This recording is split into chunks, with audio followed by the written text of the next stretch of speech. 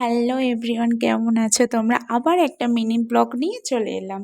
এখানে দেখো সমুদ্র কাঁকড়া। এই সমুদ্র কাঁকড়াগুলোকে তোমরা আর কি নামে ডাকো সেটা কমেন্টে বলো। তো তোমার দাদা ও বাড়িতে গেছিলো, আমাদের দেশের বাড়ি, ওখান থেকে নিয়ে এসেছে।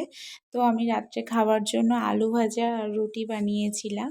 আর যেটা মেন উদ্দেশ্য আর কি তোমাদেরকে দেখানোর জন্য, এ দেখো আমার কিছুদিন আগে জন্মদিন গেছে, তো জন্মদিন সেইভাবে বড় করে বা কিছু করে দেখানো হয়নি তোমাদেরকে।